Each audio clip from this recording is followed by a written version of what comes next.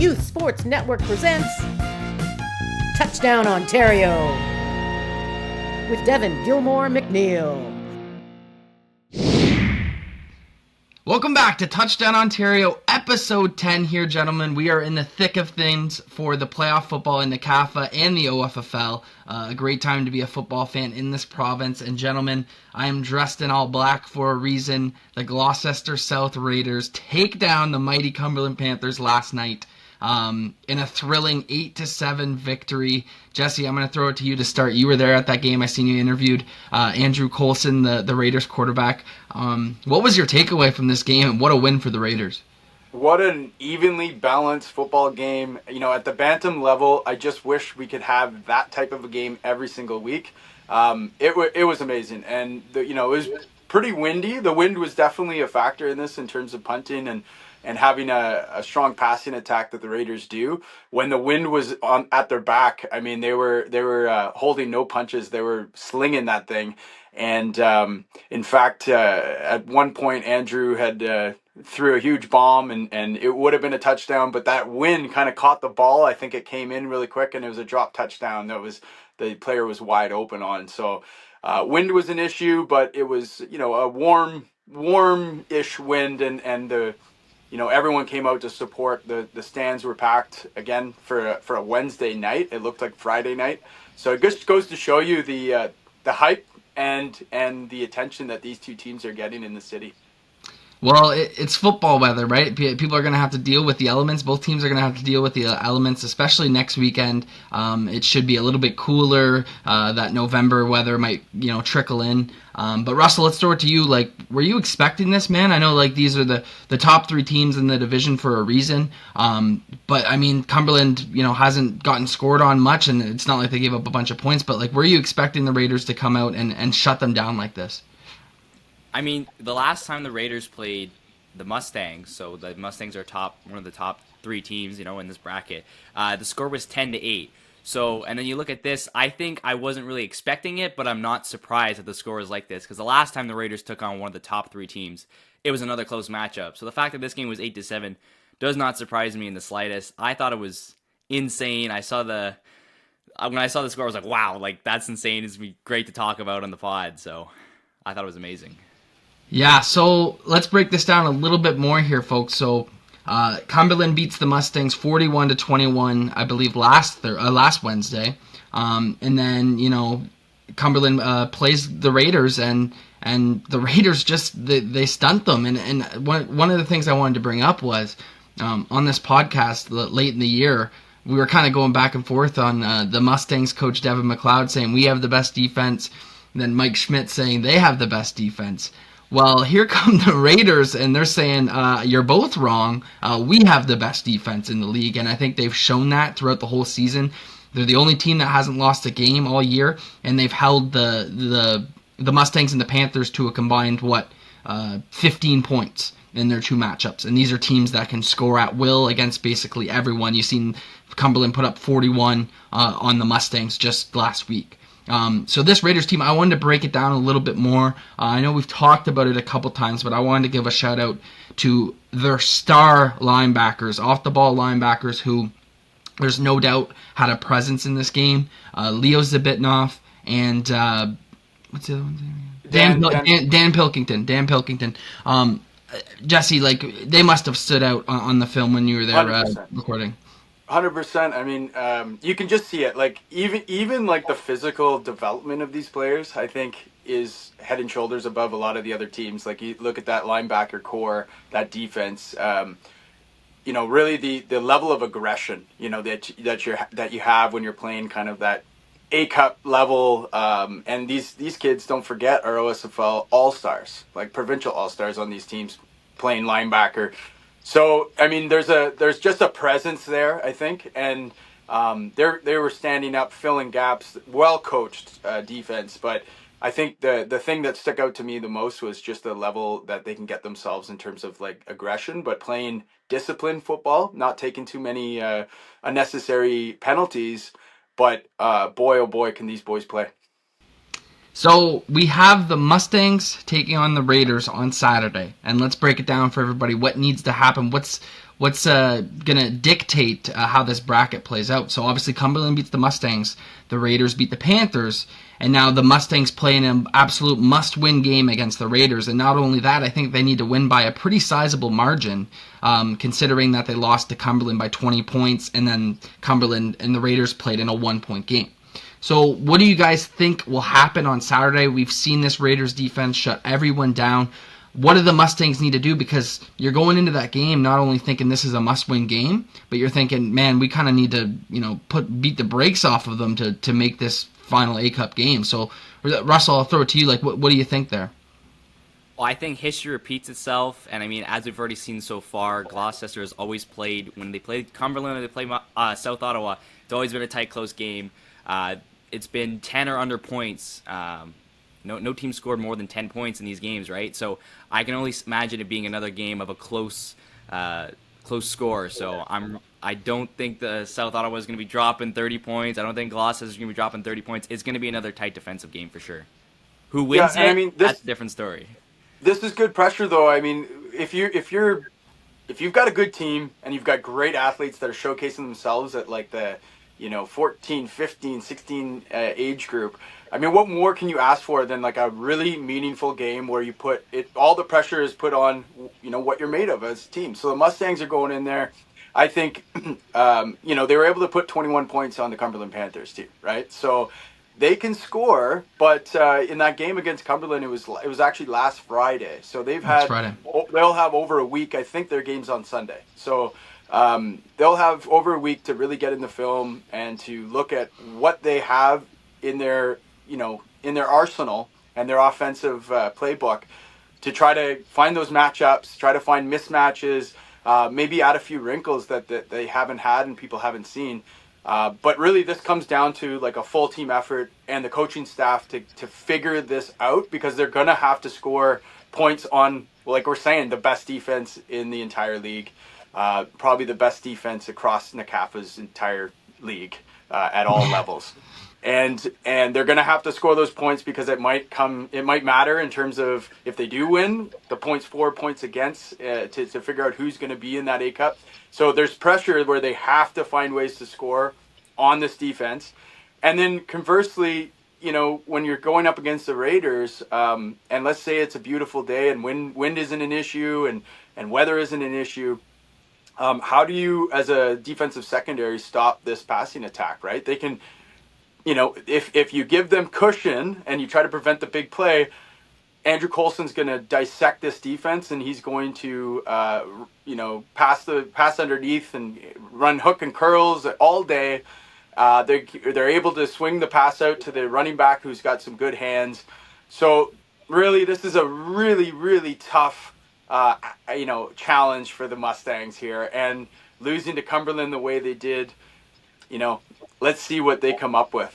Yeah, it'd be tough for the Mustangs season to end this way. But, you got to give credit to both the other teams. You got to give credit to Cumberland and the Raiders. And we'll see what happens this weekend between those two teams. I mean, it's not like the Raiders blew them out in the regular season. I mean, it was a very close game. And I think, if anything, the Raiders just have more experience in these games now. I mean, this is where they feel the most comfortable. Whenever it's a 1 to 2 point game, they're like, we got them right where we want them, because they're not going to score on this defense.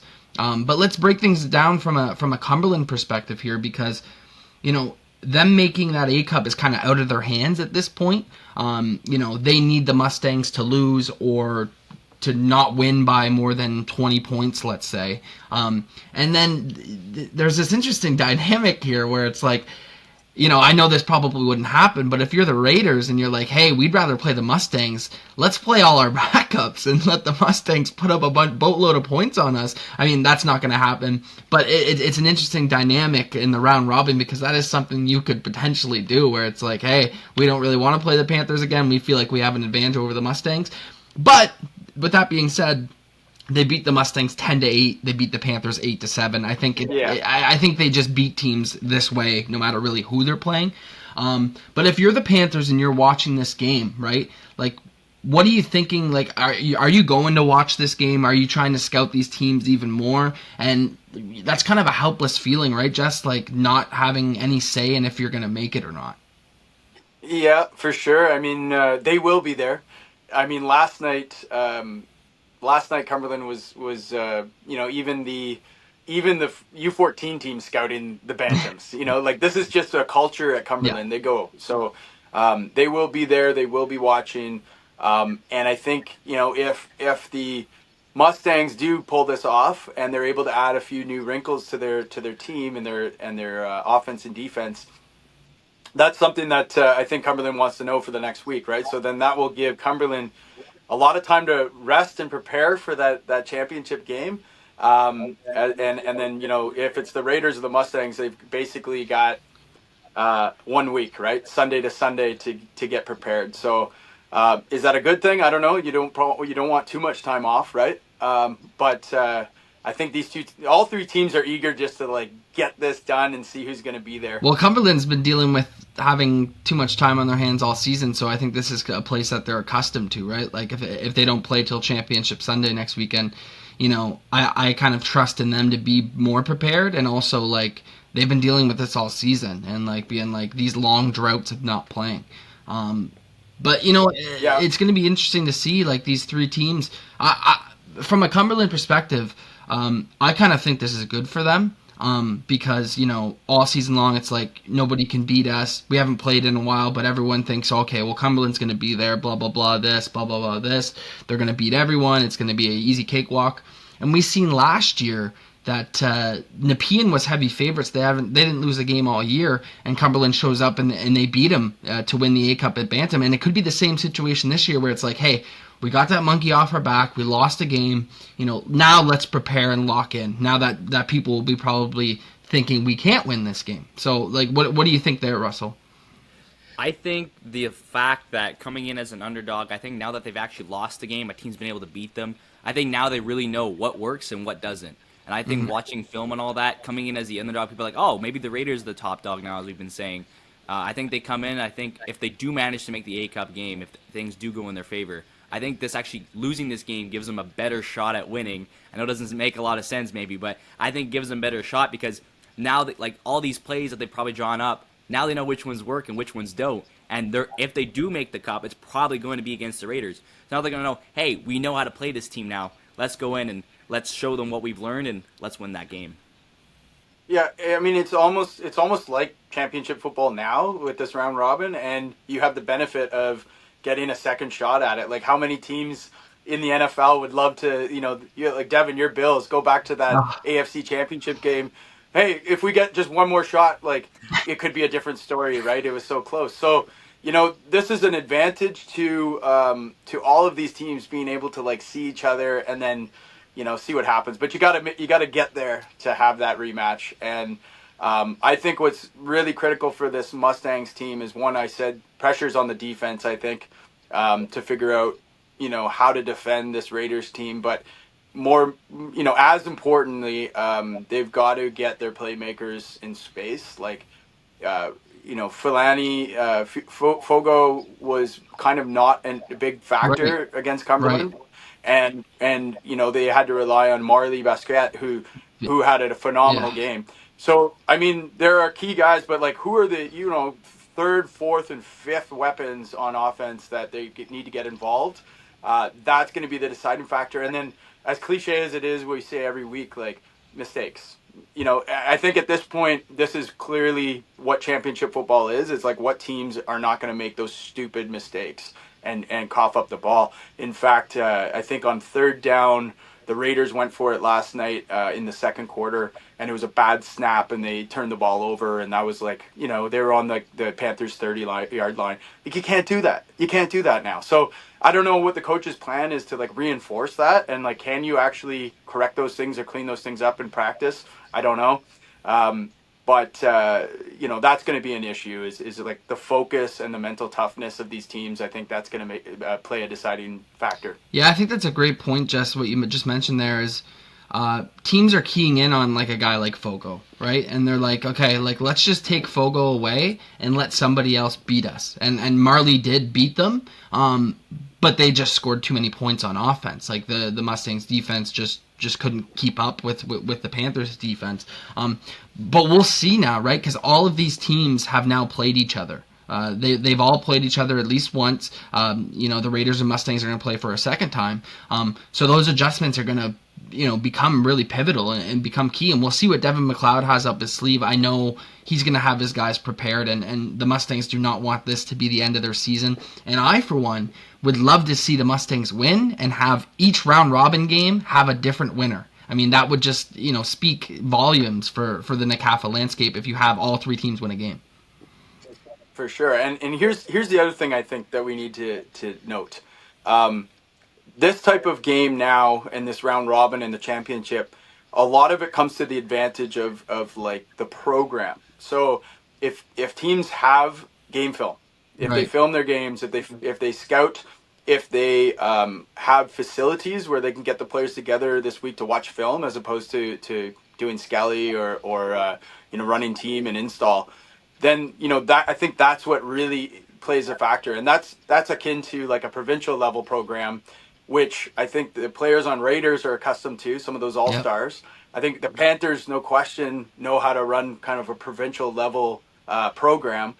I wonder if, the Mustangs have the same amount of experience in their players at that kind of provincial program level. Do they have the ability to watch film? Are they going to do that sort of stuff? Because I think, what separates that championship level team now at this point is those kind of introductions into preparation, whereas like a normal kind of program in NCAFA that looks at itself as kind of community-oriented football, they're not going to do all that stuff. They're not going to even think about it. They might not even know that that's something you should do, and that's the deciding factor here. So I wonder if what team is going to, I think the Panthers probably have an edge in that area, but like what other two teams are going to kind of match that level of preparation? That's another question. Yeah, and I'd say all three of these organizations have, a track record of being very competitive, especially at this Bantam division. Especially in the last 15 years, the Mustangs, Raiders, and Panthers, I want to say they've all been in A-Cups at the Bantam level, and all had absolute superstars move through their organization in the last 15 years. So I think these are three organizations that know what it takes to get done. Obviously, Cumberland probably has an edge just because they get to play more football, and I probably 10 guys on the Raiders and 5 guys on the Mustangs played on the Panthers this summer. So it's they know these guys. This is the point in the season that's kind of fun, and there's some good stories. In fact, Chris Leonard, who's longtime coach and now the scheduler of NCAFA and a VP, he shared a funny story at the Tyke level.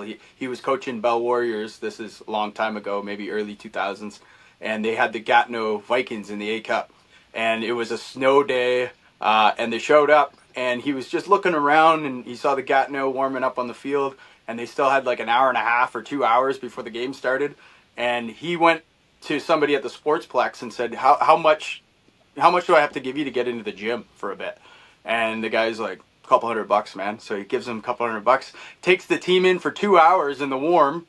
They do their warm-ups, their run-through. When the game starts, they just jog onto the field, and they look at the Gatineau team, and they're shaking in their boots, and they won. So it's anything to get that edge, right? That's the game inside the game now. Absolutely. Well, TYSN would like to thank Football Ontario for its support of the TouchDown Ontario program. Welcome back. Well, fellas, let's jump into this Peewee division now that we've discussed the big Bantam game. We'll also cover, some of the Bantam games that happened over the weekend that didn't involve the A-Cup round robin. But, I really wanted to jump into this Peewee division because we had 2 upsets over the weekend, and upsets in playoff football are always fun to talk about. These are 2 matchups that have previously already happened, and they were both close games from the start in the first matchup, and the second matchup didn't disappoint either. So the Orleans Bengals played the Nepean Eagles at Peewee, which is a rematch from last weekend. So these 2 teams have played twice in the last 2 weekends. Orleans gets the better of them. They win the more important matchup. And we were talking to Mike Schmidt last week, Russell. He predicted this. He said, watch out for Orleans in this A-Cup bracket at Peewee. So they do take down the Nepean Eagles, the Nepean Eagles only had 1 loss on the season. This Orleans team was right at 500 heading into this game. But we mentioned it last week when Nepean beat Orleans. it was a 36-33 score. I mean, these teams couldn't be more evenly matched, and obviously Orleans comes away with the victory there. We'll start there. Jesse, Orleans getting to this A-Cup semifinal, maybe not a team you see there as much, so whenever they make it there, I think it carries more weight and some more importance. How important do you think it is for Orleans to get to that semifinal and have a real shot at playing in an A-Cup this year? This is big for Orleans. I mean, they've kind of been operating in the shadow of Cumberland for the last 10 years, really. But to see them make it to this stage with a young, talented team, I think that that adversity that they've had to face this year by being kind of a middle of the pack team in that A bracket, it will probably serve them now, right? We're seeing that they knocked off Nepean now. I think they're sending messages, and when I watched Bell play the U14 Orleans team, they had a gentleman on the sideline with a drone back beyond the kind of where the players are, and I think that they're dissecting that footage. They got a good view of what's working, what isn't. And of course, we've mentioned in previous podcasts, Natari is a fantastic coach, played youth sports level as an offensive lineman for York, and he understands the X's and O's. He's been coaching at the provincial level for over a decade with Myers Riders. He's come over. I don't know if it's his first year with Orleans at the U14 level, but if it is, he's bringing that experience to that team. And now I really think, like Coach Schmidt said, this could be a really dangerous Peewee team. Yeah, absolutely, and let's talk a little bit about what happens to Nepean now. So a 6-1 regular season Nepean team actually moves down to the B Cup bracket, along with the Canada Knights, who I want to say were 6-2. Sorry, Nepean was 7-1. Canada was 6-2. So let's jump into that Canada Bell matchup, another rematch from earlier in the season. Jesse, you were at that game. I remember you interviewing, I want to say, Anthony Pister or something for the Canada team, who was electric, you said. So that rematch happens again. Your Bell Warriors, your faithful Bell Warriors, they take them down this time. These are the two matchups we really want to talk about. I'll throw the final score out there for those who don't know, but Bell was able to take down Canada at Quinns Point on Sunday, 21-13, so they win their rematch, and then Orleans, we just talked about, beat Nepean 31-25. So, Jesse, the two teams that lost these first matchups at Peewee by one score win in the playoffs. Do you think that has anything, is there any sentiment to that as far as, you lose the first game by this close?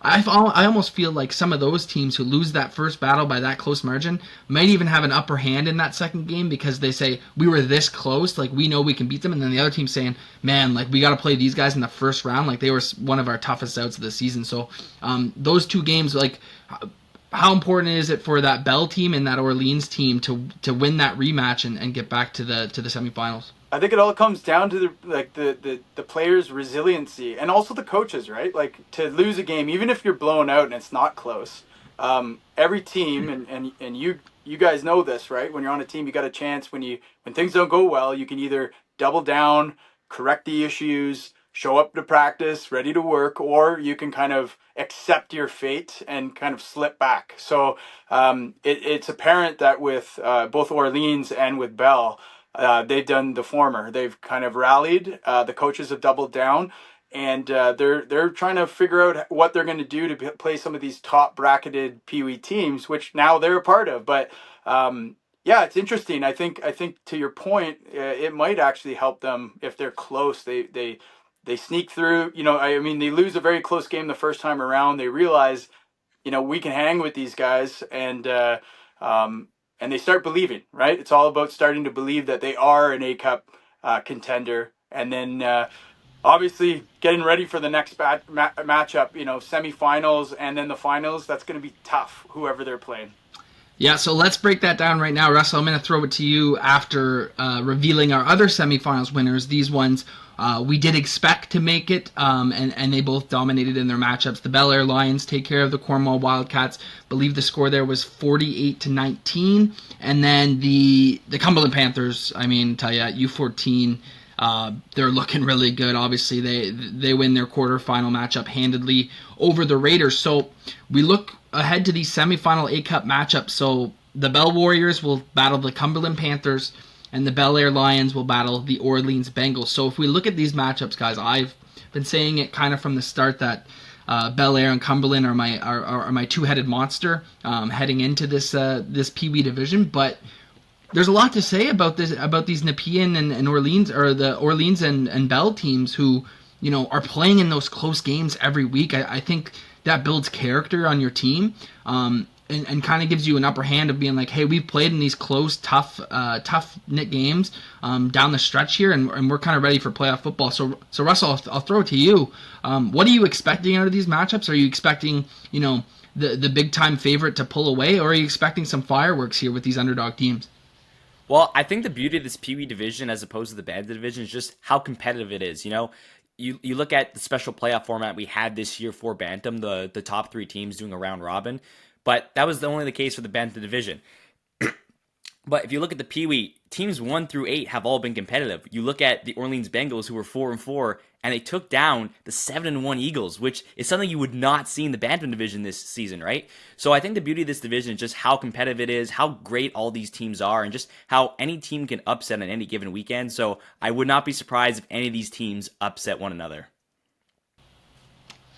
I will also say that I was at that game at Minto Field when Bell played Cumberland, right? First half, I think it was a 7-point game. It was 14-7. So they can play, right? They've got the athletes. I think Cumberland really stifled the offensive arsenal and play calls.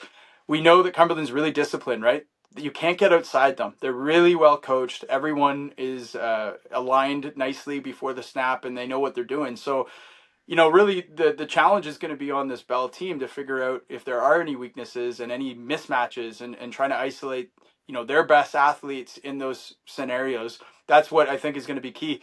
If I think back to that game too, there was, I think, a second quarter, Bell was pushed deep into their end, maybe the 25. And on third down, they decided to fake a punt and did not get it. That left Cumberland with great field position. They scored.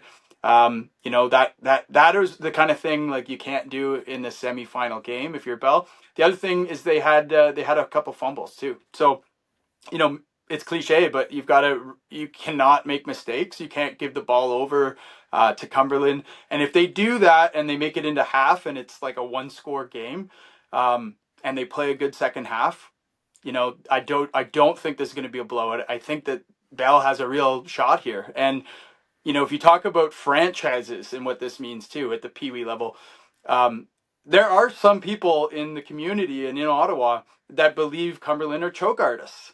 At the provincial level, they've been in so many big games and they haven't won them all. And also, if you look at the semifinals against Myers at the provincial level, they've lost more of those than maybe they've won in the past 20 years.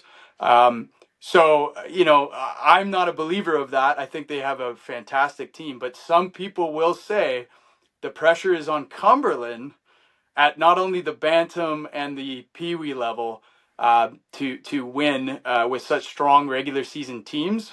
So that might work in their competitors' advantage too.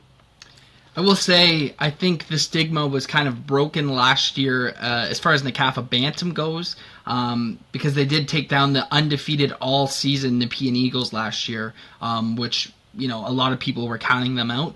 So obviously they have that pedigree, but you're right, Jess. I think, whenever you get to the playoffs and everyone's looking at you as like, this team hasn't lost, I mean, it should be a piece of cake, right? Like, you guys are just going to beat everybody, and that's going to be it. You're going to win the championship.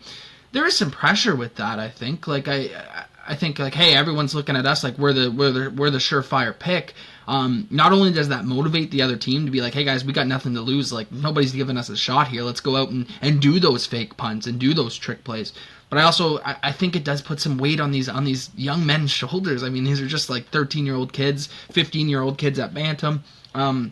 That comes with a lot of pressure. These are some of the biggest games. I mean, and this is a huge platform, just like the semifinals is one thing, and I'm sure that there'll be some fans at those games.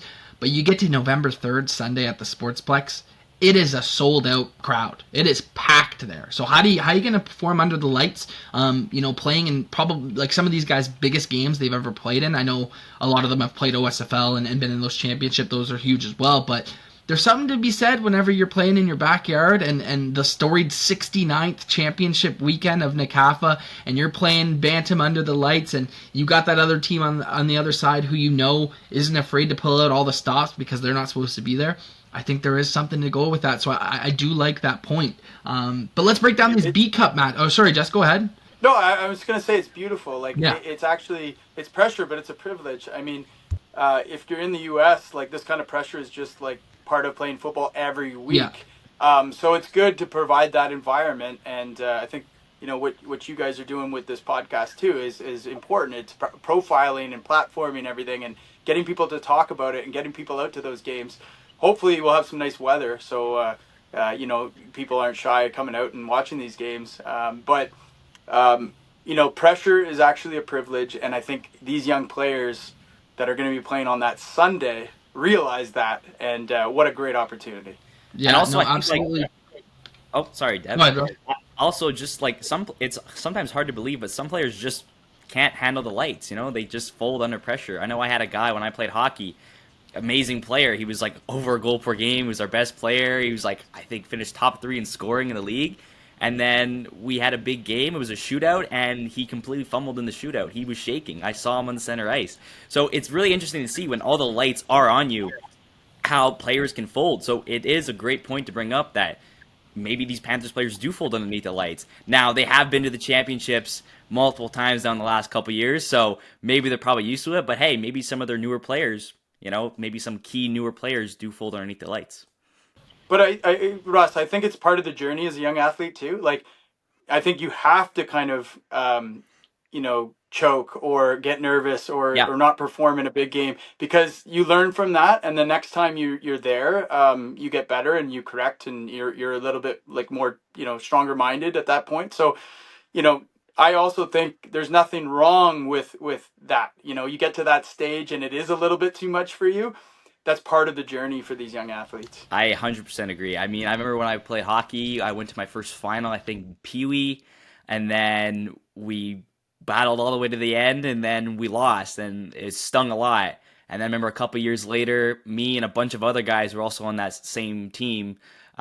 Just a few years later, we actually ended up winning. It was a Division II championship, but still, it was a championship nonetheless. And I think the experience of losing that first championship really played factor into winning winning the actual championship a couple of years later. Yeah, I think too, like I always said whenever I was playing in huge games, if you're not nervous before that game, I don't want you playing with me. Because like if you're nervous, it means, this means something to you. You're anxious to get out there, and you want to lay it all on the line for your teammates. So yeah, there's no doubt about that. Like nerves are going to play a factor for sure. It's about who can overcome that, right? In the first 5 minutes. I always remember playing games, I just need to get that first hit out of the way.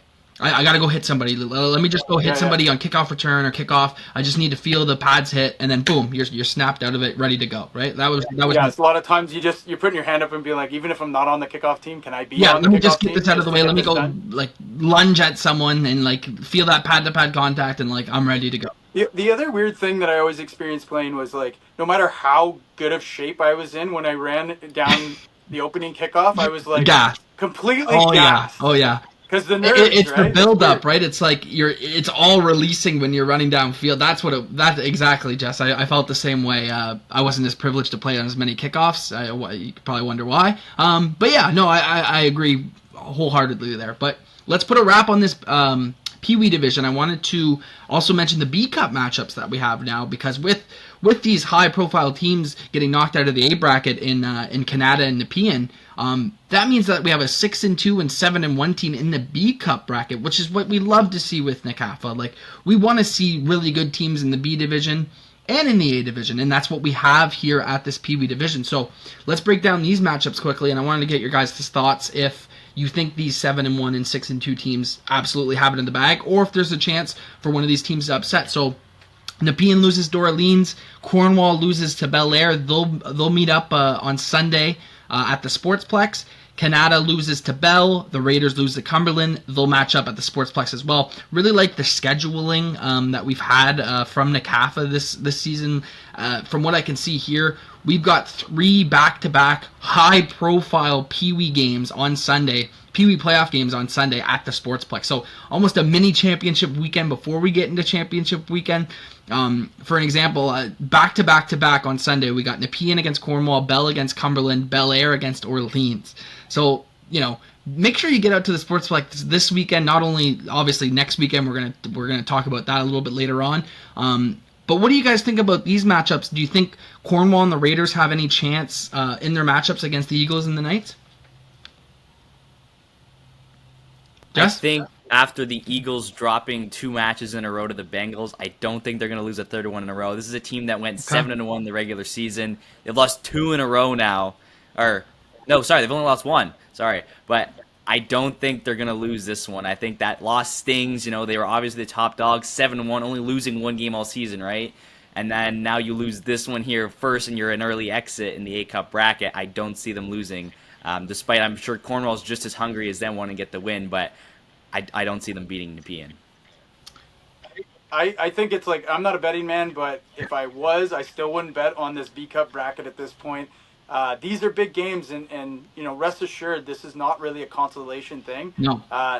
You're in it with like the top teams, and especially how competitive it was at Pee Wee. Like, you're still, the season has not ended, even though you got knocked out of the A. It's go time. You're putting a lot of your pride, and also the organization on your shoulders, and it's anybody's guess. Well, I will say, Russell's discounting my Wildcats. I have a very close relationship with their head coach. I've mentioned it before, Adam Bassinet. I know he has them ready to go. He's a phenomenal coach. They're probably just a little bit of a younger team, need some time to develop. But, in recent memory, we've seen the Wildcats do really well at the A-Cup level, especially at the younger levels, Tyke, Mosquito, Peewee.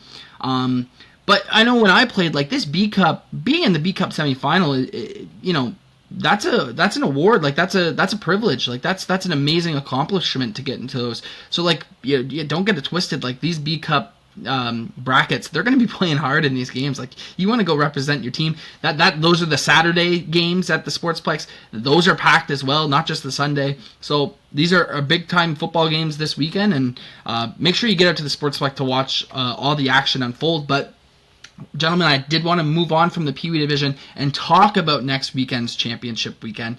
We had some great news come out earlier this week. Canada Granite is the official title sponsor of NCAFA Championship Weekend. Love to see a local business, a local known entity providing a lot of goods for Ottawa citizens jump on with NCAFA. I think it's a great partnership, great for both parties. Jesse, I know you're kind of familiar with some of the guys that are at the high level of that company. What can you say about this from a NCAFA standpoint and from a Canada Granite standpoint? Yeah, just like great support coming in. I believe Matt has a son playing at the U14 Canada team. So, he's invested in the league. He played himself too, Matt, for Myers. So, they understand the community aspect of youth sports, and being able to come out and support the league in this championship. I think, they see it as an opportunity to get their brand out there, and grateful to have that, also just like up the ante in terms of the weekend, having a title sponsor. This is a big deal, and these games are going to be a big deal. 100%. I love to see that. I love to see the logo come out and see that, that affiliation between those two. I think it's long overdue to have a title sponsor of this event. I mean, we've been there multiple times, Jess. These championship weekends, especially that Saturday, Sunday back-to-back, those are thrilling events to be a part of. I mean, there's a real buzz in that environment when you're there on that Saturday and Sunday, and even Friday night, and even the championship games on Tuesday, Wednesday, whatever days they're on. There's a real buzz there, and like especially for that midget Friday night game, the Bantam Sunday afternoon game, the Peewee afternoon. Like these games are jam packed, like sold out. Yeah, and then if you're a kid, you throw a Halloween in there. In the mix. This is almost better than Christmas. Yeah. This is a huge week. So shout out to Canada Granite. Make sure you go check them out. how many kids are going for Halloween as football players? Do you think? Oh, wow. The kids are. Did you ever do that, Oh, Dev? for sure it did. Yeah, absolutely. Yeah, yeah. And Russ, a hockey player. You ever? How many times do you go as a hockey player? A couple times, yeah. I was never actually a big Halloween guy. I usually just my mom would All buy a right, you're big bowl shut of out, candy. Russell. Oh, sorry. You're shut out, buddy. Wait, you don't like I'm Halloween? shut Come out. on. Well, like What do they do in I've those never. remote Quebec towns? I'm really not that big into candy. Like I like chocolate, but I'm not that big into candy. So it's like, but like I live in the middle of nowhere. But my mom would always buy a huge bowl of Yeah. candy just in case anyone showed up, and no one would come. So I just have this big bowl of candy. So I just cheat the system and You know what? You kind of you hacked Halloween. You're literally, probably on this long farm road. You had to walk for miles to get candy. Your mom buys a big bowl from literally. Costco. You're set. You're just watching, Friday the 13th on your own. You don't have to get any steps in. Exactly, and like my driveway is actually half a mile long, so like trust me. And there's cornfields on both sides of it because I live on a farm, so it's usually pretty sketchy. No one wants to come here, right? It's too fucking scary. That So that sounds that sounds spooky. I wouldn't be trick or treating either. no, no, And for myself now I just get to steal my kids' candy. yeah, Yeah, exactly. well, yeah, no. That's a good thing to mention, Jess. Me and Jesse obviously have kids, so we'll be taking the kids out on Thursday to get some Halloween treats. Hopefully, see some of the football jerseys. I know growing up, you'd always see Wildcats jerseys going out and on Halloween, and that was always awesome to see. Wear it as like a brand, like all the Wildcats jerseys. So that was cool to see. But yeah, I know busy week next week. Also wanted to mention, make sure you get there for the Hall of Fame ceremony. I know that they haven't officially announced the inductees yet, but I know that's coming. So make sure you get there. I believe that's always on a Sunday, probably right before the Peewee game, Jess, or something like that. But make sure you go out there and support the Hall of Fame ceremony. There'll be some great inductees again. These are people that have kind of laid the foundation for this league for years to come. Players, builders, coaches. So make sure you get out there and support that. And also shout out to the referees attending championship weekend. Wanted to give a shout out to them. A long, storied, season of football for them. A lot of these referees are coaching OSFL, NCAFA, high school. This is a long culmination year of their season kind of wrapping up as well. So it's just a really good celebration. I find the NCAFA championship weekend because that's really the last football you're going to see for the season. And people are ready for the football season to end, I think, by this point, but they're also like itching to get that last championship, itching to get that championship scratching. So, excited for championship weekend. Jesse, is there anything else you wanted to mention about championship weekend? No, just GGs are also at the OUA level, going to Guelph this weekend for, I guess it would be a semi or a quarter, I think quarterfinal. It's starting to wind down, and we'll see. It's really interesting to see who's going to be there on the November championship weekend. Absolutely. Guys, I just wanted to touch on Bantam quick here. I know we've already talked about the Raiders-Panthers game, but we haven't had any time to talk about the Mustangs-Panthers game because of the quick turnaround of these games. Let's start there. The Panthers quiet the critics and handle business against the Mustangs. I believe the final score there was 41-21. A close game for much of the game. Jesse, you were at this game. What was your big takeaway from these two teams meeting and Cumberland coming up on top by that kind of lopsided of a score? Yeah, well, before that game started, the Peewee Panthers had already won, so there was a full parking lot. People were kind of coming out as everyone was coming in for the Bantam game. They built quite the scene out there in Cumberland with that nice Millennium Field, but like signage everywhere, kind of like, people tailgating sort of, but just basically discussing and deliberating on the last game, and spirits are high because Cumberland's winning a ton right now. But the crowd was packed. There was tons of young people in the crowd I saw supporting their friends that are playing, and everyone was showing up for this big matchup. Even Fred, the Orleans Star, founder, owner, was there on the sideline. I got a chance to catch up with him and chat about his what's going on in his life and his travels. the game was just hype right from the start. Very evenly matched. The first half was back and forth and huge explosive plays. Marley Basquet, number 7 for the Mustangs, was electrifying. They were getting him the ball lots. I think everyone was keen on their big running back, number 10, Fogo, and as a result, it opened up Marley a little bit, and they got the ball to him, and when they did, boy, he was dangerous. And I think he ran under a huge bomb in the first half to score the first touchdown of the game. Definitely kind of Cumberland, and that big defense that Schmitty talked about last week, realized that they got stung with a big jab there early on.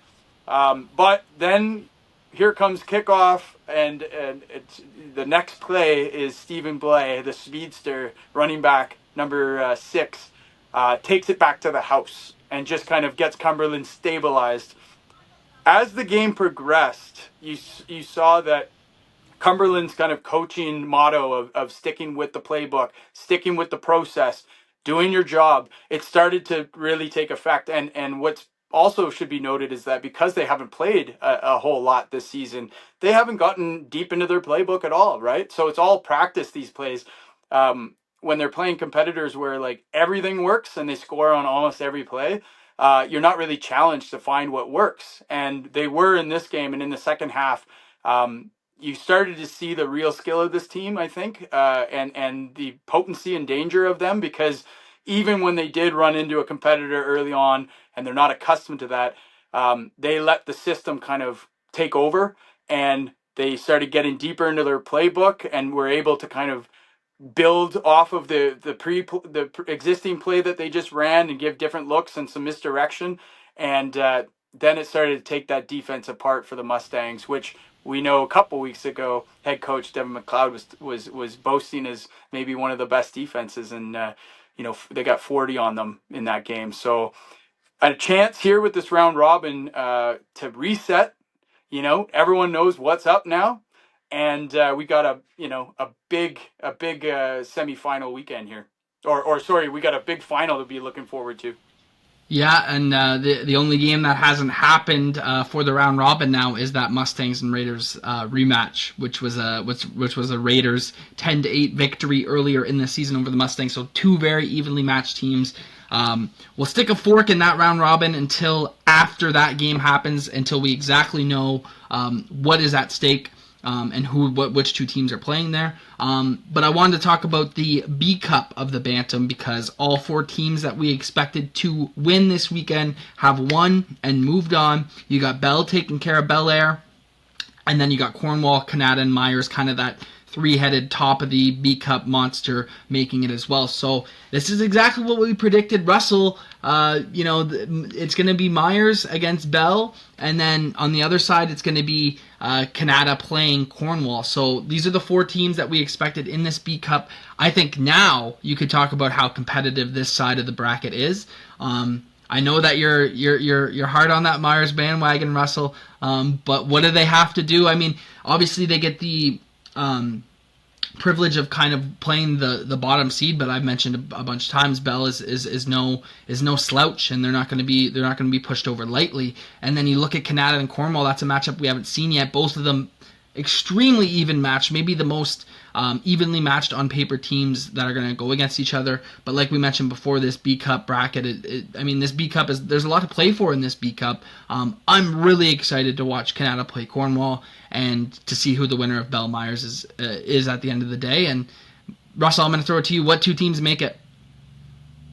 Oh man, that's really difficult. I mean, these are all 4 really great teams. I think the beauty of the B Cup is that you really get that real great competitiveness all the time, right? And I mean, just looking at it, like Cornwall, Canada, looks like such a great game. Like, I feel like this is going to be such a close match. Both those teams played Myers, and they both lost by 1 score. So I'm really curious to see how these 2 teams do against each other. I can only imagine it's going to be another close game. And it's really tough. If I had to pick one, I mean, Devin, I think just to go against you, I got to go with Canada here. We'll make it interesting, a little more of a dynamic there. So I go with Canada. I think it's going to be a close game, a 1-score game. It looks like it's going to be close. On the Bell and Myers side of things, another tough game, but I think Myers. I think they learned a lot from two tough matchups, two blowout matchups to end out their season. They answered big. They dropped 50 points, obviously, in their last matchup. So I think Myers, they've learned a lot from their two toughest matchups coming late in the season. So I'm going to go with Myers against Bell. I'm gonna go Dev. I'm gonna go Cornwall No. and Myers.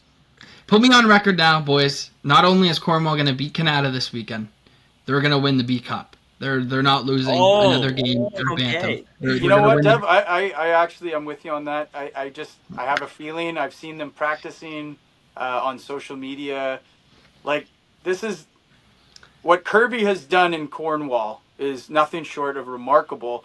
That is a football program now. Oh, yeah. It's not kind of a one-off. Hey, would you mind coaching the Bantams again this year? Like, no. Like, this is a system they have introduced there, and they've got a few players, that I think can be difference makers, and they will put the team on their back if they need to. So I'm going Cornwall and Myers in the final, and probably Cornwall edging out Myers. Look at that. Look what happens when Jesse listens to me. Good things happen. He's got to learn that a little bit more. But anyways. Hey, Jesse, when Devin's wrong, be sure to get a nice clip of him on the TYSN page, saying it over and over again. But then I'm wrong too, though. Yeah. Oh, wow. Okay. Too. Yeah, Russell, you better stop. Oh, man, I better be right. I'm going to be all over the page. Russell was wrong. Russell was wrong. It wouldn't be the first time this year. Yeah, no, come on. First time. Come on. No, I just think it's only fitting. I wanted to announce it now that I will be part of the broadcast crew for the Bantam B Cup, Bantam A Cup, Peewee B Cup, and Peewee A Cup. So I only think it's fitting that my Wildcats make it to the B Cup at Peewee and Bantam. Give me that. Let me call the Cornwall game. I swear I'll be down the line. Maybe. But yeah, no, it'll be fun. I wanted to give that shout out now. I can't wait to call these games with Shane McDonald. Shane McDonald will be on the call with me. You may have heard us in the OSFL Championship weekend. So really, really excited to call those games with Shane next weekend. Hoping that the Wildcats can at least make one of them. I'd love for that to become a reality. But no, gentlemen, we got some really exciting football. I think that's probably it for Bantam and Peewee. Jesse, I know you wanted to kind of mention these Tyke and Mosquito divisions. I also wanted to give a shout out to a couple of these teams. I think I briefly mentioned it maybe a couple episodes ago, but the U12 West Carleton Wolverines, I mean, you're seeing a bunch of things come out of them. I'm not sure, but I think I read somewhere that this is their first perfect season at any level, and they do win their first playoff game, so they'll be moving to that semifinal at the A Cup. Wanted to shout out their entire team. Mike Hirsch, who we have a good relationship with. I know he helps coach on that team. They're electric at that age group. They're 8-0, and then they win their first playoff game. So shout out to West Carleton there. And I also wanted to give a shout out to the Cumberland Panthers at Mosquito, who didn't allow a point in the regular season at Mosquito, which is pretty crazy to do. I mean, usually at Mosquito, there's one kid who's maybe developed a little bit quicker than the others, or there's just one really fast guy. I mean, they play sound, disciplined football at Mosquito to not allow a point all season. They'll be moving on as well to the A Cup semis. And then you move down to the Tyke division. My Wildcats go undefeated. They get a win in their first playoff matchup. And I also had an email come in from someone saying that they really enjoyed the show and to give a shout out to the U10, I believe, Orleans Bengals. So I wanted to give a shout out to the Orleans Bengals. But Jesse, we're getting into the final stretch of a lot of these kids' first seasons. I know you wanted to give a shout out to these Mosquitoes and Tykes. What can you say about their playoff football and their championship games coming up? Yeah, it's going to be fun. I think these semifinals will tell us a lot. If I have to predict, our good friend, head coach Tyler McLaren of the Raiders have a big game against Cumberland here. That I think it was, from what I heard, a competitive game, but still I think Cumberland won by 40 points or 30 points or something. So a huge game for them, but. I'm going to say that I know he won't like to hear this, but I think Cumberland is just too strong. It's NCAFA Hall of Fame head coach Jeff Karate. Actually, sorry, he's not the head coach. Mike Rouleau is the head coach. I think that they're just so well coached that there's a reason why they haven't been scored on. it's going to be really hard. So I'm gonna go with Cumberland and West Carleton in the final. And but I just want to also reiterate that like what I'm going to be watching is to make sure the sidelines are motivated. Every kid has a smile on their face. Every kid gets in, even though it's a championship game. Give every kid the opportunity to get out there, find a place for them, and get deep in your playbooks. I want to see like from a Mosquito level. I want to see some passes. I want to see some tosses, some inside run. I want to see some different looks on defense, zone coverage, if you will, on second and long. So let's see how these kids are developing as football players, and not just worry about what the end score was next weekend, because that's like we say, less important. Yeah, and a shout out to a lot of these coaches as well. I think whenever you take a team to the playoffs at these age groups, it usually means that you're doing something well with them. You're teaching them the right thing. It's not all about number 32, who's your fastest kid at running back. You're letting all these players get involved. So you're right, Jess. But yeah, I wanted to give a shout out. I think it'd be nice if we could get West Carleton in that A-Cup final. The Mosquitoes on Sunday. I think that'd be awesome for their organization to be there and represent. I know Mike would love that. I was talking to him a little bit a few days ago, but yeah, no, it'll be exciting to see at these younger age groups. We got a ton of really talented teams throughout NCAFA, and you see that for all the way from Mosquito all the way up to varsity. Speaking of varsity, though, gentlemen, we have our playoff bracket set. It'll be the Broncos against the Bel Air Norsemen. The Bel Air Norsemen beat Canada once again in their regular season finale. So Bel Air finishes the season undefeated. They'll take on Nepean, and then we'll see the rematch from a couple of weeks ago. I think it was last week, actually. The Giants taking on the Canada Knights, who the Knights were only able to win that one 22-19. So we're kind of seeing the Knights maybe hit a lull here. They've played a lot of football the last few years, being in all those varsity championship games. We'll see if they can make it. Obviously, the Giants are no slouch, and then Bel Air's got to handle business against the Nepean, and gentlemen, we might be looking at I think that would be the 3 years in a row where it's Bel Air against Canada. So we know that fireworks are going to fly on that Friday night. Yeah, can the Giants bring it here and get past? I don't know. Is Canada losing some steam, like you said? We shall see. But this is going to be a big weekend for that, and we always get just an amazing varsity game. Yeah. So Friday night to kick off championship weekend is going to be it's going to be fun. I always love that they do that on Friday nights. They do the varsity to kick things off, and it's always a packed house there. So really excited for that game. Whatever the matchup may be, look out for those games over the weekend, and we'll see. We'll have. I know there'll be a ton of graphics and things coming out next weekend of these matchups, of all these championship matchups, highlighting these teams and everything. So make sure you're on the lookout for that, because these are going to be huge games, and we're going to see a lot of teams. Hopefully, what would you say, Jess? There's 13 or 14 championship games throughout the week. We'd like to see 10 different teams in those championship games for sure. I mean, that'd be great to see. You want to see as much parity as possible throughout the CNA Cup. So really, yeah, that's a huge performance indicator. If you're an administrator or somebody that's invested in one of these clubs, like, it doesn't matter what level, like A, B, or C, but you should have a team there representing championship week. If you don't, you kind of feel like you've got some work to do as a club. Yeah, no, 100%. And wanted to give a shout out to Buckingham and Kempville as well. Their second season in the league. Definitely seen some improvements from them. It's a process for sure. I remember whenever the Wildcats first came into the league, it was kind of the same thing. Just trying to find your footing, find your ground. Establish that system, establish that culture. But shout out to Kempville and Buckingham. Love seeing them having fun over the weekend. I know Wanda was able to get out to that Buckingham game and interview a couple of players. So it's always great to see them. Hopefully Buckingham introduces a U14 division next year. That'd be awesome to see. I know Kempville this year, their Bantam team ended up folding, but they actually had U10, U12, U14, U16. So that's great to see. And that, at the end of the day, that's what it's all about, growing the sport even more and having these areas that aren't just Ottawa, like Buckingham, Kempville, Cornwall, playing the CAFA. Yeah, I would say, though, there's an alternate thought, too. Like, I think if you're Buckingham or Kemptville, maybe the approach is to say, okay, how do we do at Tyke Mosquito, and then can we do a little bit better next year? Because, like you said, it takes a little while to get the brand recognition out in the community and getting people to, register up. Excuse me.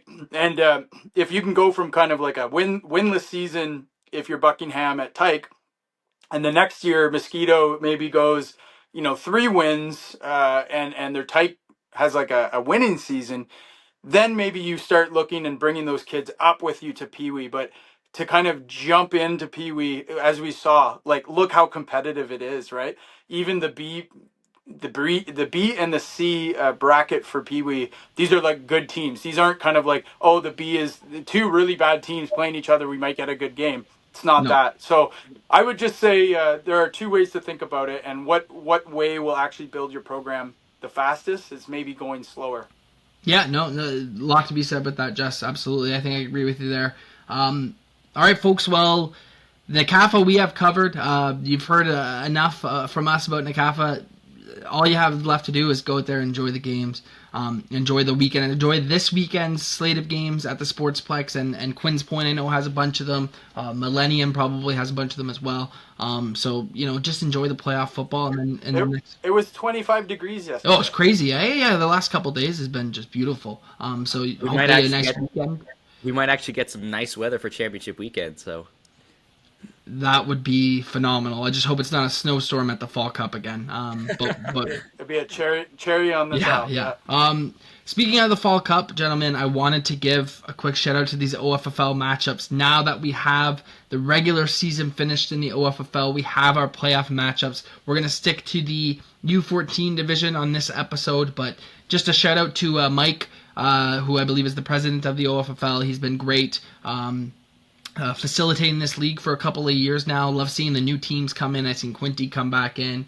Vaughn's in there now. So really another successful season in the OFFL. And just like NCAFA, you've seen a lot of parity, especially at those U14 age groups in the Tier 1 and Tier 2 divisions. You've seen great final scores from some of these teams, and teams going back and forth. But I wanted to give a shout out to a couple of the matchups over the weekend. I believe Scarborough won 41-40, and I want to say that Peel won 30-28. So a couple of really close games over the weekend. But let's break down this playoff bracket and see who has a chance to make the Fall Cup later this November to play some of these NCAFA teams. So let's start at U14 Tier 2. You got Waterloo, who was 6-0 on the season. They've been dominant at U14 for the last couple of years. They'll be playing Brantford, so two 5-1-9 teams battling it out in the OFFL playoffs there.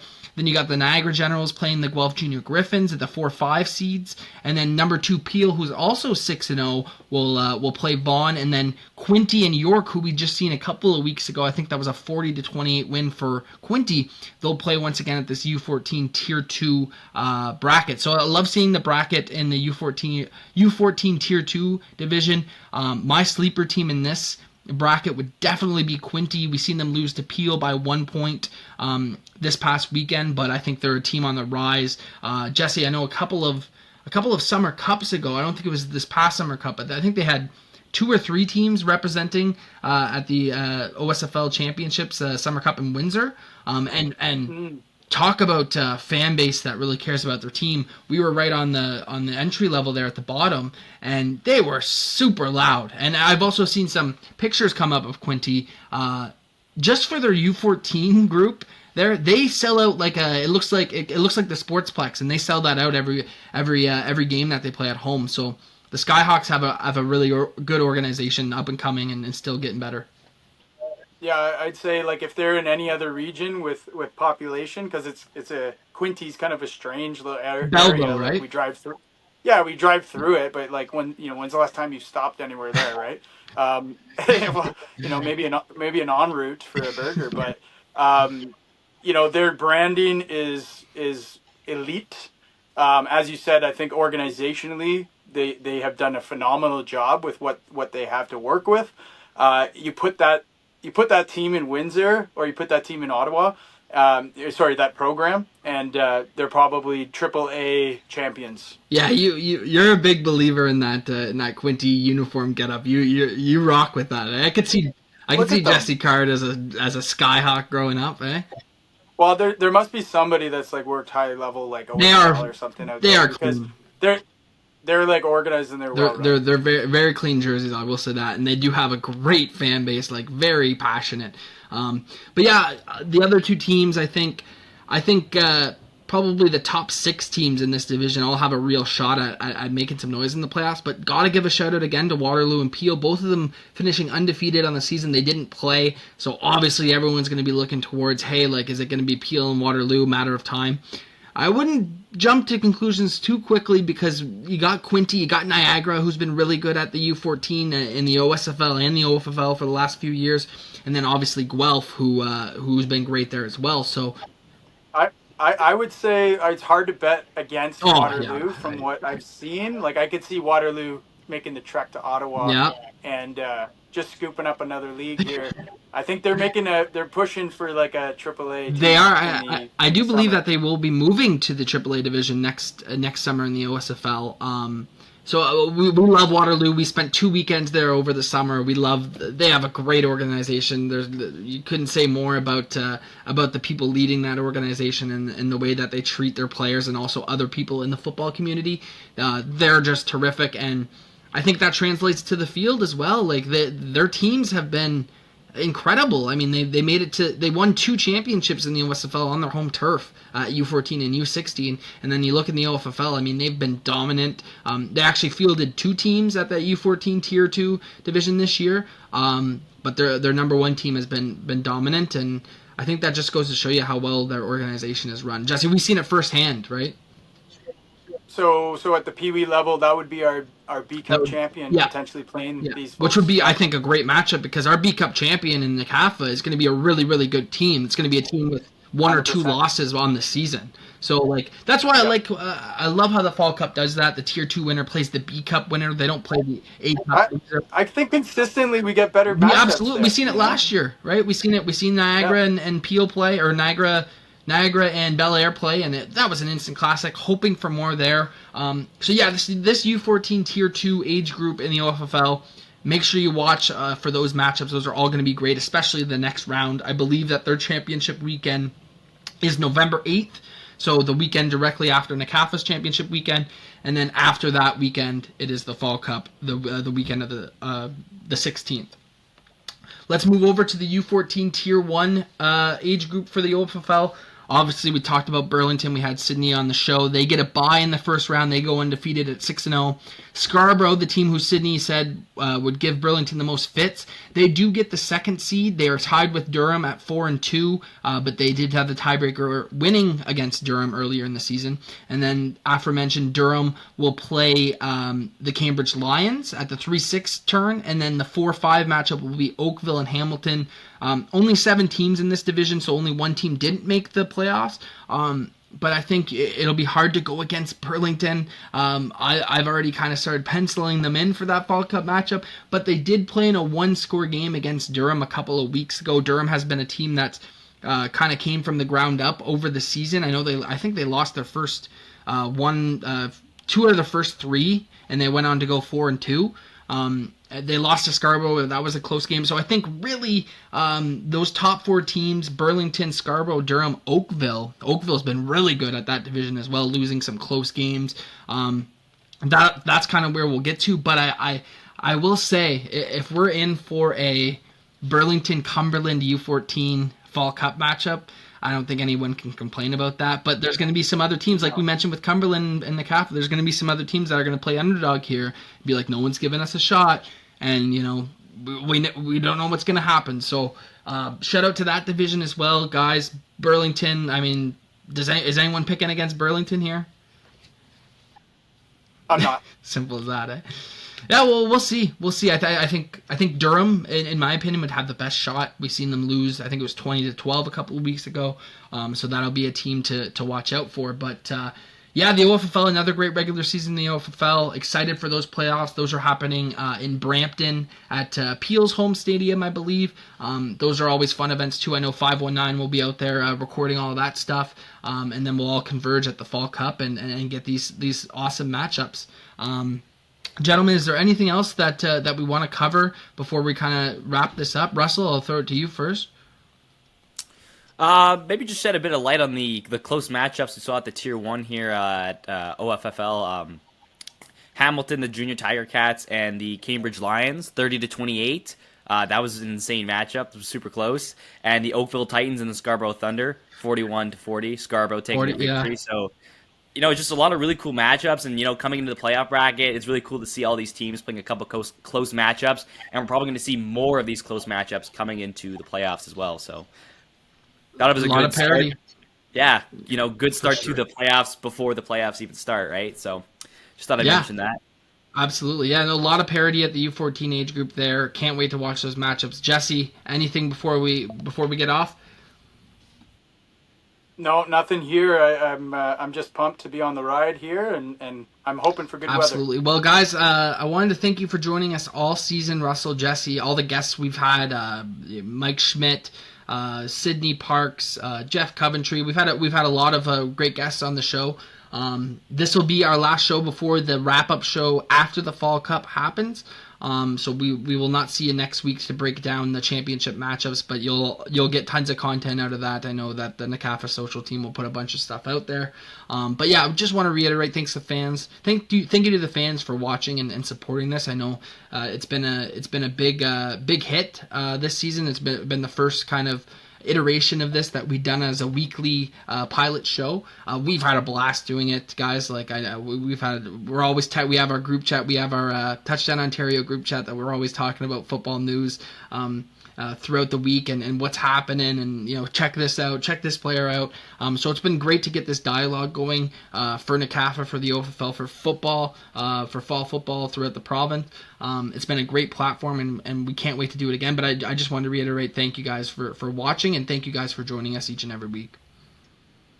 Devin, if people want to show their appreciation or tell you they want to keep it going, how do they do that? I think one way to do it is definitely subscribe to our YouTube. Make sure you're watching all the videos. Make sure you're commenting on them, telling us what you want to see. Make sure you're following us on all social medias at TYSN Sports on Instagram, Facebook, Twitter. And make sure you check into our live streams. These are some of the favorite things that we do each season. We'll be live streaming the entirety of the championship weekend, the NCAFA championship weekend at the Sportsplex. That's Friday, Saturday, and Sunday for the midget games, the B Cup games, and the A Cup games.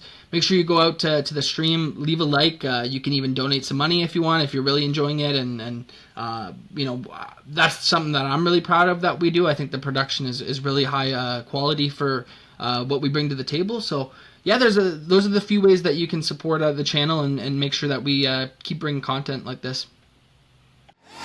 This highlight video is brought to you by Canada Granite. Canada Granite is your one-stop full-service granite and quartz shop.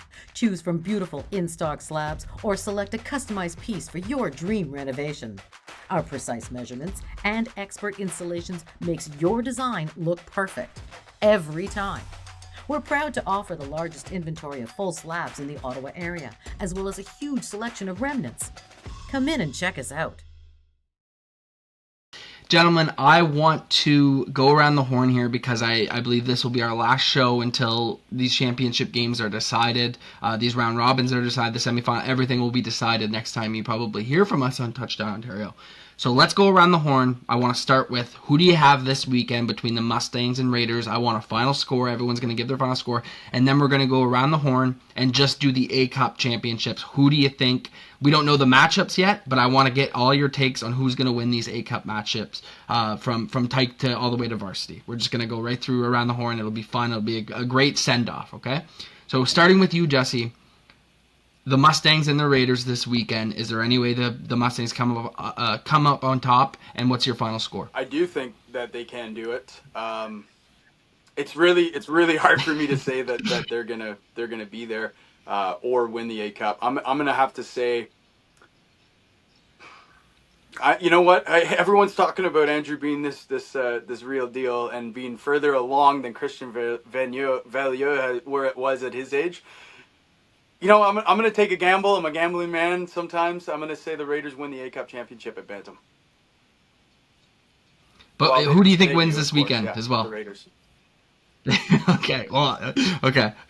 Russell, I'll throw it to you. Who do you think wins this weekend, and who do you got winning the A-Cup at Bantam? This weekend, give me the Raiders. I'm confident that they're really good in those tight games, and I actually think having less rest is good for them. I think over a week is too much. I think the 3-day rest will actually benefit the Raiders, so I'm going to take the Raiders. As for the A-Cup, I like being outlier, so I'm going to go the opposite of Jesse. I'm going to say Cumberland. Let's be fun with it. I'm going to say final score is going to be 15-12. Really like random that. score. Yeah. I like that. For me, I'm gonna have to disagree here. I think the Mustangs win this weekend. I think they have a ton to play for, and I don't think they're gonna blow the Raiders out or anything. But I think you've seen that first matchup become really pivotal. I think the Mustangs playmakers are a little bit more dynamic than the Panthers playmakers. Their defense isn't as strong, but we've seen the Raiders not be able to put up as many points. So give me the Mustangs. I think they win this game 21-14, and then we have a huge debate on our hands on who makes that A-Cup. But I am still going to stick with my pick. I'm going to go both ways here, but I'm going to stick with my pick for the A-Cup that I've been saying all year. Give me the Raiders. I think Andrew Coulson is the real deal. I think the Mustangs just have more to play for this weekend. As long as the Raiders don't win by too much, I think this is a great final send-off for the Mustangs, even if they aren't able to make the A-Cup. Give me the Raiders winning the A-Cup next weekend on Sunday. Give me... You know what? I'm going to piggyback off Russell. I like 15-12, but I'm going to take the Raiders to come up on top. Coulson's going to need the help. Let's do that. He's going to need some help on his team from some other people stepping up for that to happen. Yeah. 100%. So me and Jesse are on the Raiders. Russell's on the Panthers. I'm on the Mustangs this weekend. They're both on the Raiders this weekend. Let's break down varsity, gentlemen. Only 4 teams in the varsity division. Our semifinal matchups are set. Nepean playing Bel Air and Canada playing the North Gloucester Giants. Let's go around the horn. Tell me what you think the matchup is. I think we're all probably in similar agreement here, but you never know. Tell me what you think the matchup is here, and tell me who you think comes out on top. Jesse, we'll start with you for varsity. Well, I think there's something to say about history. I mean, until I'm proven wrong, the Giants have really struggled getting into this championship game. It's been a long time. They're always kind of, even with teams in the past that I think on paper were better, they still didn't get there. Like even when, I was saying Giants are going to win this semifinal game, they didn't. So I think this year is even harder sell for the Giants. I know my friends at North Gloucester won't like this, but I have to see the rematch of Canada and Bel Air, and that game is going to be a great one. I think the fact that they've had to play each other so much, but Bel Air has been able to edge them out all season. I think we're going to get a great game there when all the eyeballs are on them and the stage is elevated. We always get a good game at that varsity level, so it's going to be good. But I do think Bel Air's just got their number this year. So you got Bel Air winning the varsity championship. Yeah. Okay. Russell? Oh man, I got same matchup. I think it's gonna be Bel Air versus Canada, but I'm gonna pick Canada on this one. I think you can only lose the same team so many times, and I think the fact that they've lost twice now in super tight, close games, especially that first one, the walk-off touchdown. I think watching some film and in the NFL, it happens a lot. Very rarely do you see a team get beaten 3 times by the same team in one season. Usually by the third time, they've watched enough film, they've been able to game plan and match themselves up against the other team. So I think at a varsity level, the same thing can apply here. So I'm going to go with Canada taking the chip. Now the other thing, we don't know anything about injuries, right? Like we're kind of That's going in true. Without any of that data, that information. Yeah. So that could play a big factor. Like we might not be aware of something significant. Yeah, and you know what? Hold us to it, guys. Hold us to it, audience. Tell us who you have winning these championships. Tell us if you think we're idiots. We already know that, but it's fine. So yeah, for varsity, I'm gonna piggyback off of Jess. I think it's Bel Air's year. I think it is Bel Air versus Canada again. We need to see that matchup on Friday night. It's a great kickoff to championship weekend. But Russell mentioned it, how Bel Air's had their number, and he doesn't think they can beat them 3 times. Well, Canada's had Bel Air's number the last 2 years. And I think Bel Air's had enough of it Bel Air's going to finally pull through here. We've seen them win these close games against Canada.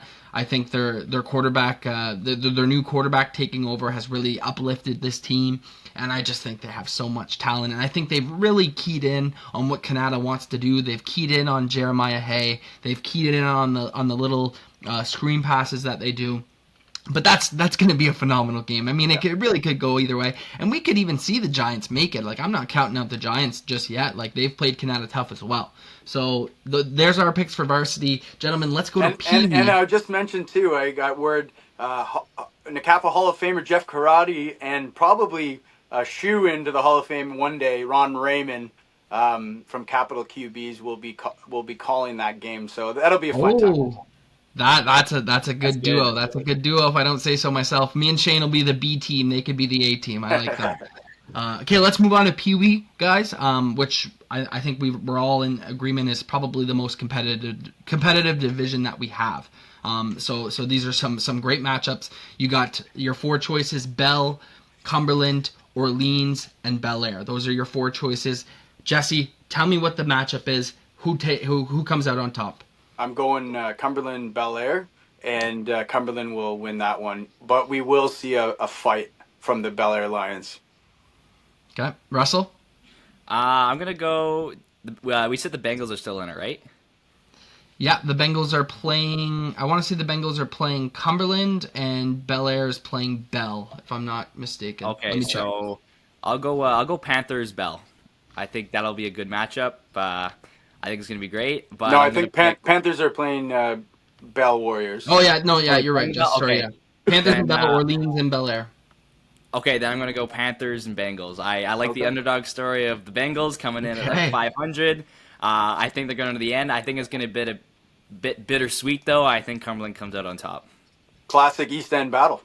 Exactly. That would be. Yeah, guys, I think for how competitive this Peewee division is, I don't think we've been giving probably enough praise to the top 2. I think there is still a clear top 2. I know that we've said how competitive it is, and it's a great story that Bell and Orleans were able to kind of rewrite history and overcome their losses from earlier this season. Even just to be in this semifinal is incredible for them.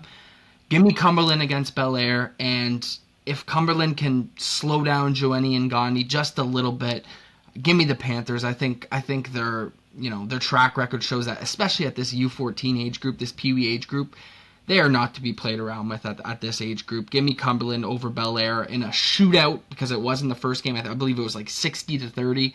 Give me Cumberland 45-38 over the Bel Air Lions at the Peewee division. I like that. Well, that's if they neutralize, sure. Like this Cumberland defense is so good though, Devin, and if they neutralize that star player, do they have anything? Do they have the other weapons to score that many points? You're talking like nearly 40 points. Well, I don't know if there is any slowing down Joanie and Gandhi. Maybe they can, force him off his game a little bit, but even against them, Ngandi had a terrific game. But their coaching staff knows that. I think at that Peewee division, you really start learning on how the game is played, because I think at Peewee, it's played different than any other age group. I think because these guys are actually becoming football players at this point, but you still have that Mosquito-esque where it's like these 2 guys are just like way more athletic, you know what I mean? So it's more of a fight. I think it's a very unique division, and it's really tough to stop a star player as opposed to like Bantam or varsity. In my opinion. What I love is like in those games, like when that player that didn't get the ball very much all season, like makes like a 10-yard out catch for a first down, like that is the equivalent of like a touchdown winning championship play for that kid, right? 100%. So like all those little things add up, and it's always those players that are kind of those diamonds in the rough that we've talked about this before. But like that's what I key on in that Peewee championship is a good defense shutting down the greatest threat, not kicking to the player, and then seeing like who else steps up. Well, I can't wait. Me and Shane will be in the booth calling this one the PWA Cup, so I cannot wait to call this game. Probably the most excited game I have on the slate, unless Cornwall makes it at Peewee and Bantam for the Beat Cup. But you guys know. Oh, just want to mention too, Cumberland's is the only team in Peewee in the regular season to not allow over 100 points. So they've allowed 43. So thought that was interesting. Thought I'd bring it up. That's Yeah, what I'm and about 35 of them came to Bel Air. So you know what I Yeah, mean. It's exactly. that's going to Insane be defense. that's why I think that That's a matchup great is one. going to be. So I got Cumberland, Devin. You got Cumberland, Russ. Cumberland, yeah. We're all in Cumberland. That's Wow. usually not a good sign if we're all in Yeah, Cumberland, no. but we'll Could be the see. We'll see. TYSN curse. All right, let's go to Mosquito and Tyke. Obviously, the result of these are it's more indicative of, you want the players to have fun and stuff, but we're still going to give our predictions. I think the Tyke and Mosquito faithful will love that. I keep getting emails saying, can you mention the Tykes and the Mosquitoes a little bit more? Love what you guys do. So we're going to go through the Mosquitoes. So the Mosquito matchups, we have the West Carleton Wolverines taking on the Nepean Eagles, and the Cumberland Panthers taking on the Gloucester South Raiders. So for this matchup, simple as I can put it, I'm going to take the two undefeated teams. I'm going to go Cumberland against West Carleton, which would be great to see Cumberland versus West Carleton. Both undefeated teams. Cumberland hasn't allowed a point all season, even in the playoffs. But give me the West Carleton Wolverines, man. I think that this season is something special for them. I think everyone in that West Carleton area feels it, and they're the whole community is rallying behind this Mosquito team, which you see with these organizations. Just like I know Cornwall back in the day, West Carleton, even Orleans sometimes when they have that one, good team every few years, like really good team at one of these age groups, the whole community rallies around them. Give me West Carleton. Give me them 41-38 over Cumberland in the A Cup. Jesse, what do you think? Yeah, I'm going West Carleton, Cumberland. I'm also taking West Carleton. I think it's a new era for the Wolverines with There we Mike go. Hirsch ready to take over as president from the Hall of Fame, Andy McCardle, and I think this A-Cup championship at U12 will then produce a great culture at the Peewee going forward for West Carleton, and then into maybe getting a Bantam team back eventually. So let's ride West Carleton all the way, white and yellow. Russell. You guys know me. I'm picking the outlier again. I'm going to go Cumberland, also against West Carleton, but I'm picking Cumberland. Haven't allowed a point, and they have 500 points for, guys. 500 points. Can you believe that? 500 points in one season and 9 games. This is including the playoffs, but that's insane. How 500 many? points? Like, I got to pick them. They haven't even allowed a point yet. Give me Cumberland 45-30. Yeah, we're making it interesting. Russell, you know what? Russell thinks he's picking the outlier. He picks the team without points allowed all season. But yeah, Wow, no, I'm picking the outlier from you guys. from us. Like, Yeah. No, I love the enthusiasm. Well, we can't agree. How fun would that be? Yeah, no. Well, we Yeah, agreed no, once before at Pee Wee. We did. We agreed once at Pee Wee, and I kind of want to change my pick already and go Bel Air because we all agreed. All right, let's move to Tyke, guys. You're going to be very surprised with who I have winning here. But we got Cornwall against Canada in the semis, and also Cumberland against Orleans in the semis here at Tyke. Jesse, who do you got?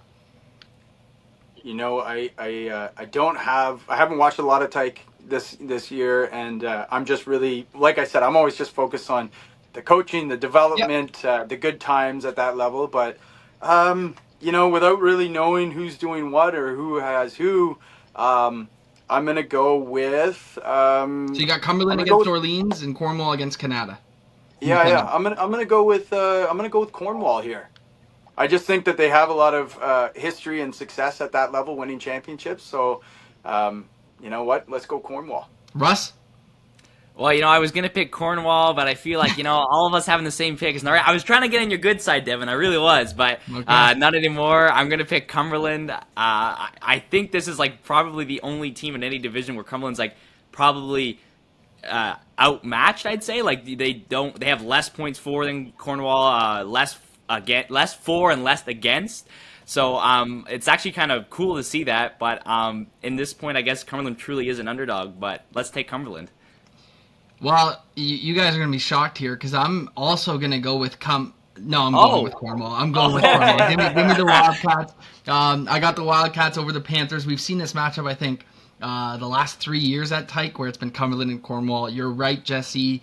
These Cornwall Tykes for, I want to say, 7-8 years now have been electric. I mean, there's something about the coaching staff there. They just know how to develop players quickly, very quickly, and they're always well coached. And you watch them play, you might even think they're a Mosquito team playing when they're playing, and you're like, oh no, that's the Tyke team. I'm like, oh okay, well that's why they're so good. And like a lot of times when we see like a Bantam A Cup championship team, they have like a core nucleus that came from Tykes. So that's what you watch for, right? And that's like, what they have now. That's what they have now, there's Jess. That's right. That's They right. have. So no, it's going to be really great.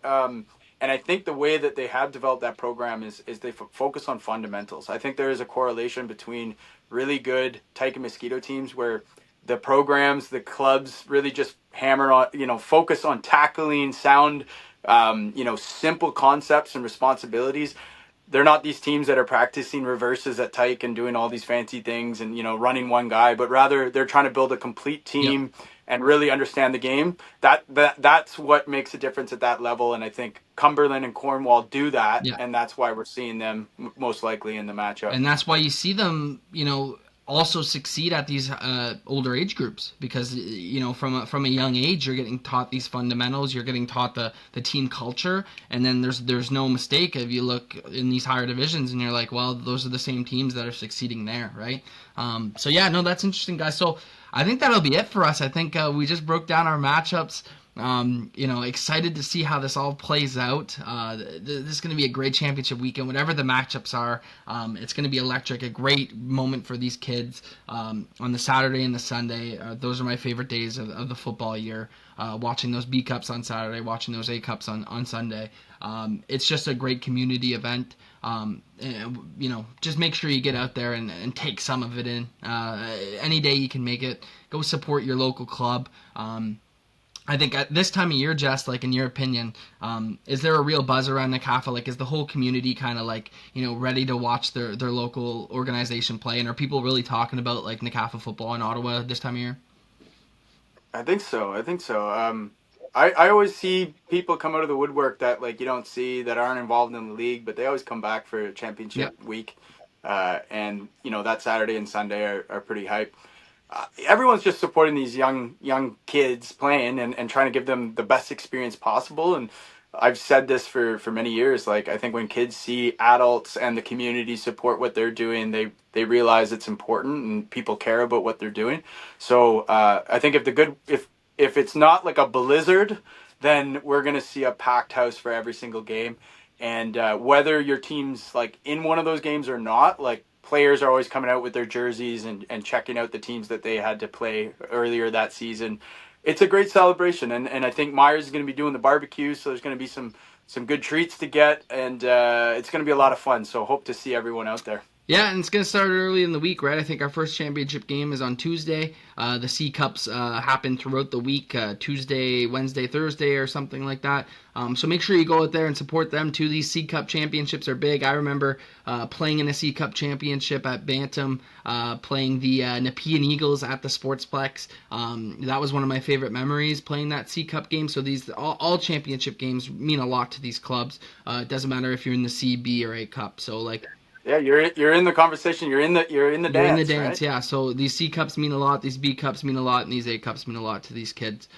So make sure you go out there and support. We'll see you there. Make sure you subscribe to TYSN's YouTube channel to watch all the live streams throughout the weekend. From Friday to Sunday, we'll have every game up there to watch live if you can't make it. We got some great commentating crews, a huge camera operating crew, the same team that we always got recording these games. Make sure you go out there and watch the games or check out TUSN's YouTube channel to catch it all. But thank you, gentlemen, for your predictions. Appreciate it. This highlight video is brought to you by Canada Granite. Canada Granite is your one-stop full-service granite and quartz shop. Choose from beautiful in-stock slabs or select a customized piece for your dream renovation. Our precise measurements and expert installations makes your design look perfect every time. We're proud to offer the largest inventory of full slabs in the Ottawa area, as well as a huge selection of remnants. Come in and check us out.